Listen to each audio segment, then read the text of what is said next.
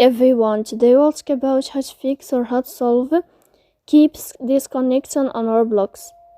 To know how to fix or how to solve keeps disconnecting on Roblox app, you should just go to settings. After that, you can click on apps, default apps, app settings. Then this list you will enter to the window or to the app of Roblox and you can click. After that, you can click on first app and you can click OK. Here we'll enter to the window of storage. Then you can click clear cache. Don't click clear data because that can cause you errors in your app. In the end, you can turn off your Wi-Fi.